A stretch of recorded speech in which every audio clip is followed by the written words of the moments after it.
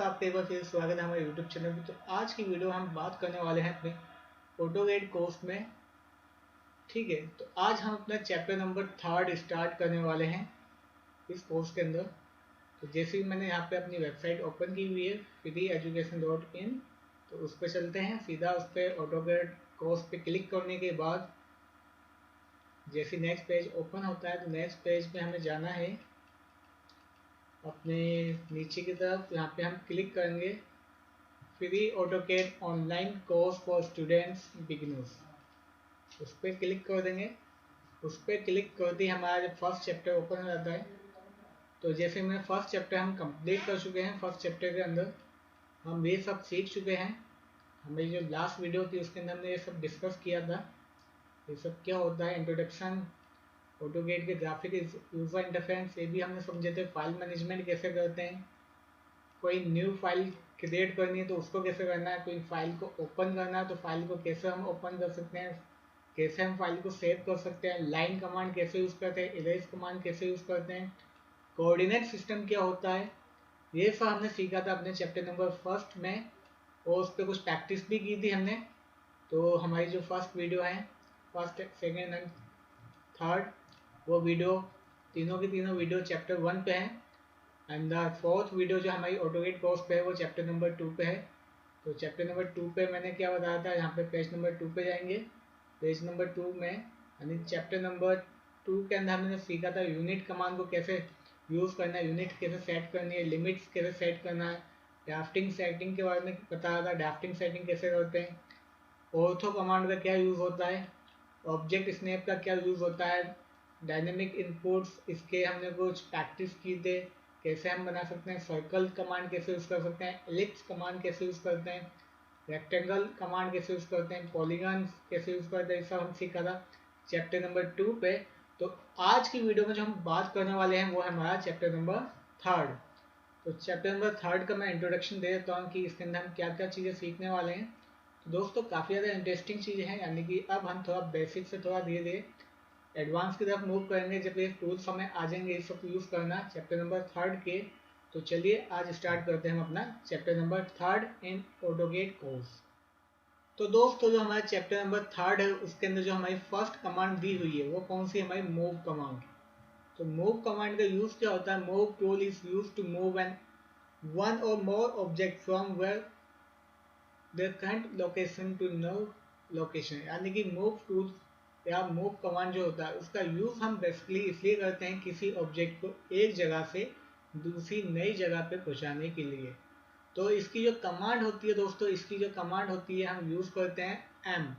ठीक है, तो अगर हमें ऑटोगेट की मूव कमांड में जाना है या उसको एक्टिवेट करना है तो उसमें हम अपनी कमांड लाइन में एम टाइप करके एंटर मार देंगे, तो हम अपनी मूव कमांड में एक्टिवेट हो जाएंगे। या दूसरा तरीका है सीधा, जो हमारा मूव का आइकन है उस पर क्लिक कर दीजिए, मूव बटन है उस पर क्लिक कर दीजिए, या फिर क्लासिक मेन्यू में जाके मॉडिफाई में जाके मूव पे क्लिक कर दीजिए, होम पे जाके मॉडिफाई में जाके मूव पे क्लिक कर दिए। तो किसी भी तरीके से आप मूव कमांड को एक्टिवेट कर सकते हैं। तो चलिए हम अपने ऑटोगेट में चलते हैं और थोड़ा एग्जांपल लेके इसको समझने की कोशिश करते हैं कि कैसे हम मूव कमांड का यूज़ कर सकते हैं। तो दोस्तों मूव कमांड को समझने से पहले हम अपना ऑटोगेट जो है हम उसको ओपन करेंगे। तो जब हम अपने ऑटोगेट सॉफ्टवेयर को ओपन करते हैं तो कुछ इस टाइप का हमारा इंटरफेस दिखाई देता है। तो हमें जाना है सीधा स्टार्ट ड्राइंग पे। ठीक है, स्टार्ट ड्राइंग पे जाओगे तो कुछ इस टाइप का इंटरफेस दिखाई देगा। ठीक है, जैसे कुछ एक इंटरफेस हमें दिखाई दिया हुआ है, यहाँ पे ड्राइंग एरिया जो नीचे दिखाई दिया हुआ है, इस पे मैं क्या करता हूँ तुमको अच्छे से समझाने के लिए, तो इसका जो गेट लाइन है इसको मैं ऑफ कर देता हूँ।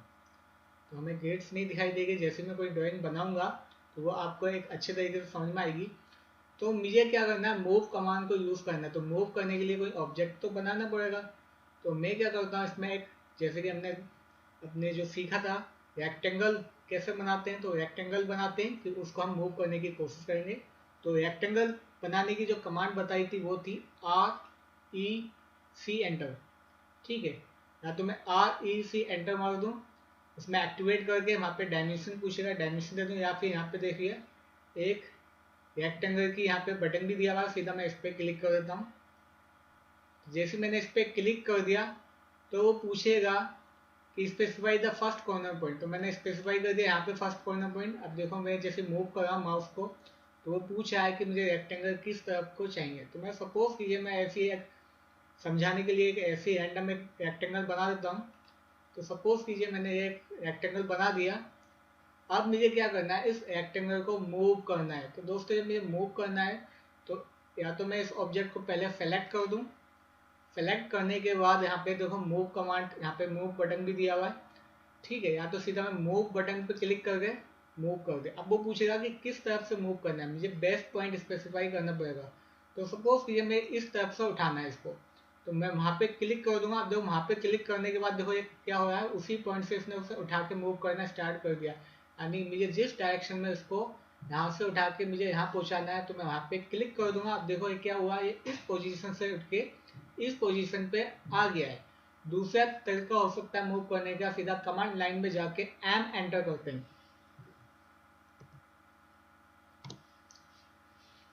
ठीक है। तो जैसे ही मैंने कमांड लाइन में एम एंटर किया तो वो पूछेगा देखो सेलेक्ट ऑब्जेक्ट, किस ऑब्जेक्ट को मुझे मूव करना है। तो मैंने क्या किया, इस ऑब्जेक्ट को सेलेक्ट किया। सेलेक्ट करने के बाद मुझे मारना फिर से दोबारा एंटर। तो जैसे मैं एंटर मारता हूँ, एंटर मारने के बाद वो फिर से वही पूछेगा कि स्पेसिफाई द बेस्ट पॉइंट, मतलब किस पॉइंट से मुझे उठाना है। सपोज कीजिए मुझे इस पॉइंट से इसको उठा के मूव करना है। तो इस पॉइंट से उठा के मैं जहाँ पे मैं इसको मूव करना चाहता हूँ उसको आसानी से मैं वहाँ पे मूव कर सकता हूँ। तो मैं यहाँ पे इसको मूव कर देता हूँ। तो ये हमारा मूव कमांड का हो गया। कैसे हम इस मूव कमांड को हम अपने यूज कर सकते हैं जब हमें कोई ऑब्जेक्ट एक जगह से दूसरी जगह मूव करना होता है। तो दोस्तों हम सीख चुके हैं कैसे हम किसी भी ऑब्जेक्ट को एक जगह से दूसरी जगह मूव कर सकते हैं। अब हमारी जो इस चैप्टर 3 के अंदर जो सेकंड कमांड आती है वो है हमारी कॉपी कमांड। कैसे हम किसी ऑब्जेक्ट को कॉपी करके दूसरी जगह भी यूज कर सकते हैं, दूसरी जगह प्लेस कर सकते हैं। तो देखिए मैंने दिखाया था the copy tool allow to copy an existing object, यानी कोई एक एग्जिस्टिंग ऑब्जेक्ट को कॉपी करके हम उसको दूसरी जगह यूज कर सकते हैं, ठीक है। तो इसकी जो कमांड होती है कॉपी की वो होती है CO।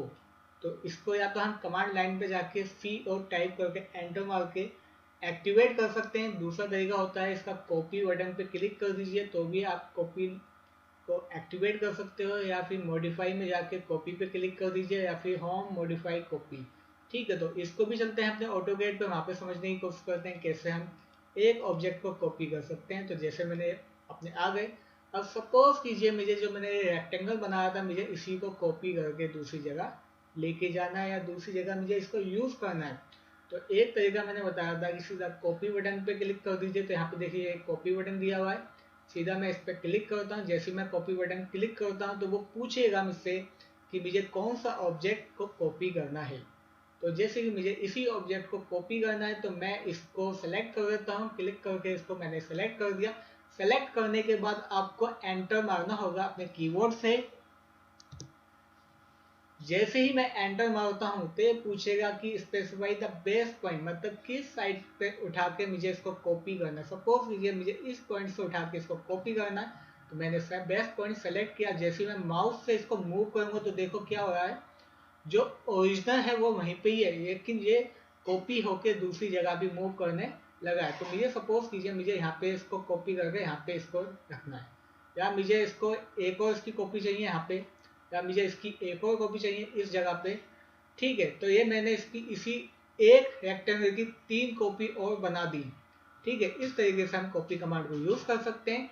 अब मुझे क्या करना है, कॉपी कमांड से बाहर निकलना है तो हम अपने कीबोर्ड का एग्जिट बटन दबा के बाहर निकल सकते हैं, ठीक है। तो मैंने अपना एग्जिट बटन दबा दिया और अपने कॉपी कमांड से बाहर निकल गया।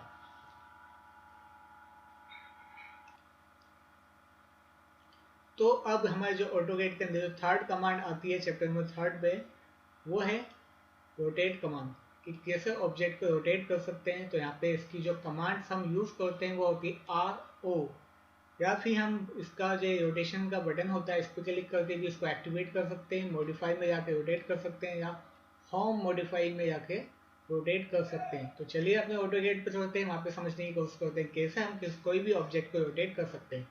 तो सपोज कीजिए यहाँ पे जैसे मैंने लास्ट में आपको रेक्टेंगल को कॉपी करना सिखाया था, अभी मुझे इसकी रिक्वायरमेंट नहीं है, तो मैं क्या करता हूँ इन सब ऑब्जेक्ट को मैं सेलेक्ट करके सबको सेलेक्ट कर देता हूँ और उसको डिलीट कर देता हूँ। तो डिलीट करना कैसे, सबको सेलेक्ट किया और सीधा अपने कीबोर्ड पे जो तुम्हारा डिलीट बटन है उसको दबा दीजिएगा।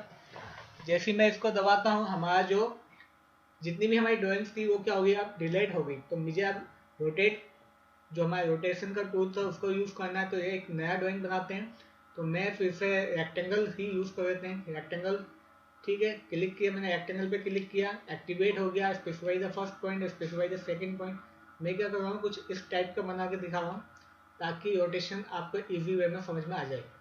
अब क्या करना है, मुझे रोटेशन करना है। तो देखो यहाँ पे एक रोटेशन बटन है, या तो मैं इस पर क्लिक कर दूँ तो मैं इसमें एक्टिवेट हो जाऊंगा, या दूसरा तरीका मैंने कमांड लाइन में RO एंटर करना है। जैसे ही मैं RO टाइप करके एंटर मारता हूँ तो मैं अपने रोटेशन कमांड को एक्टिवेट कर देता हूँ। जब मेरा रोटेशन कमांड एक्टिवेट हो जाएगा तो उसके बाद पूछेगा कि बताइए आप कौन से ऑब्जेक्ट को रोटेट करना चाहते हो। तो सेलेक्ट द ऑब्जेक्ट, उस ऑब्जेक्ट को हमें क्या करना है, सेलेक्ट करना है। सेलेक्ट करने के बाद फिर दोबारा से उसको एंटर मारना है। जैसे ही मैं दोबारा से कीबोर्ड में एंटर मारता हूँ तो वो फिर से पूछेगा कि स्पेसिफाई द बेस पॉइंट, मतलब किस पॉइंट से आपको इसको रोटेट करना है, किस पॉइंट से। तो सपोज कीजिए मुझे इस पॉइंट से इसको रोटेशन करना है। जैसे मैं रोटेशन किया, क्लिक कर दिया, अब देखो वो रोटेशन का पूछा किस तरफ को रोटेट करना है, इस तरफ को रोटेट करना है या इस तरफ को करना है या ऊपर को तरफ करना है। अगर देखिए यहाँ पे क्या करना है, मुझे 90 डिग्री पे रोटेशन करना है, तो मैं इसको क्या करता हूँ, ऑर्थो ऑन कर देता हूँ। जैसे मैं ऑर्थो एंड करूँगा तो ऐसे ही पे 90 डिग्री पे ही रोटेशन होगा, या तो ऐसा हो जाएगा या ऐसा हो सकता है या इस डायरेक्शन में हो सकता है ना। या फिर जैसे मैं ऑर्थो ऑफ कर दूंगा तो मैं किसी भी एंगल पे इसको रोटेशन कर सकता हूँ। या फिर मैं यहाँ पे देखो एंगल वो पूछेगा स्पेसिफाई द रोटेशन एंगल, मतलब कितने एंगल पे रोटेशन करना है। सपोज कीजिए मुझे इसको रोटेशन करना है सिर्फ 45 डिग्री पे। तो 45 पे कैसे किएगा, आप अपने कमांड लाइन पे 45 एंटर कर दीजिए, 45 एंटर मार। तो देखो ये एंगल ये क्या हो गया, 45 पे ये रोटेशन हो गया है। ठीक है, फिर इसी को मुझे क्या करना है, मैं वापिस से कंट्रोल जेड करके अंडू कर देता हूँ। ठीक है, फिर से मैं इसको रोटेशन करता हूँ, RO एंटर किया, ऑब्जेक्ट को मैंने सेलेक्ट किया, स्पेसिफाई द बेस पॉइंट। ठीक है, अब मुझे 45 चाहिए इस डायरेक्शन में, तो मैं एंगल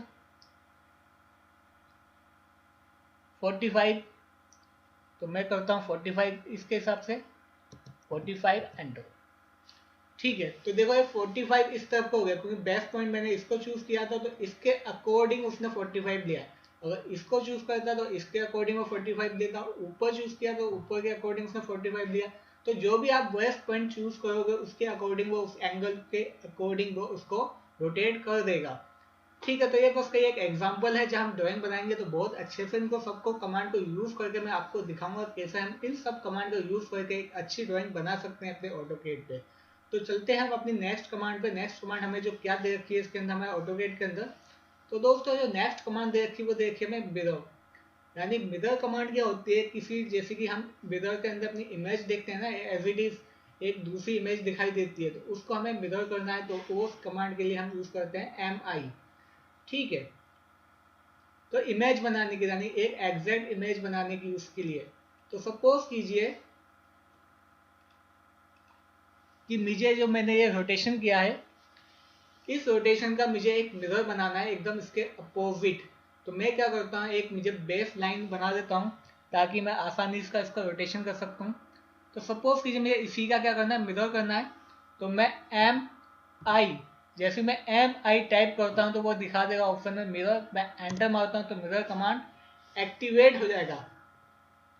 जैसे मिरर कमांड एक्टिवेट हो जाएगा तो दोस्तों क्या करना है, आपको ऑर्थो कमांड यूज करिएगा ताकि आपको एग्जैक्ट एकदम स्ट्रेट मिरर दिखाई दे। ऑर्थो कमांड एक्टिवेट किया तो मैंने यहाँ पे क्लिक किया, अब देखो वो सीधा हॉरिजॉन्टल लाइन या वर्टिकल लाइन में ही मिरर होगा, एकदम किसी एंगल पे नहीं होगा। तो मैंने यहाँ पे क्या फर्स्ट लाइन बता दिया, स्पेसिफाई द सेकंड पॉइंट। तो सेकंड पॉइंट मैं ऊपर की तरफ बता देता हूँ। अब वो पूछेगा कि जो आपकी ओरिजिनल है, ओरिजिनल पोजीशन से हटा के दूसरी जगह उसको करना है तो यस कर दीजिए, अदरवाइज उसको आपको वहां पे भी रखना है और दूसरी जगह भी चाहिए तो नो कर दीजिए। तो देखो क्या होगा, ये ऑब्जेक्ट का मिरर सीधा यहाँ पे भी बन गया है। या फिर अब देखते हैं दूसरी तरीके से, अब मैं क्या करता हूँ, सिर्फ इसी ऑब्जेक्ट का मिरर करता हूँ। तो वही सब कुछ, या तो मैं एम आई एंटर मार देता हूँ, एम आई एंटर किया तो पूछेगा, जब सेलेक्ट ऑब्जेक्ट जैसे जैसे वो कमांड लाइन में पूछता जाएगा वैसे वैसे हम स्टेप को फॉलो करते जाएंगे। तो हमने ऑब्जेक्ट को सेलेक्ट किया, ऑब्जेक्ट को सेलेक्ट करने के बाद एंटर मारते वो पूछेगा स्पेसिफाई द फर्स्ट पॉइंट। तो मैं स्पेसिफाई द फर्स्ट पॉइंट कर दिया, सेकंड पॉइंट बता दिया। अब वो पूछेगा कि इरेज करना है या नहीं करना, मैं कहता हूँ येस, कि इसको इरेज कर दीजिए और नई पोजीशन पर इसको पहुंचा दो। तो मैंने कर दिया इसको येस।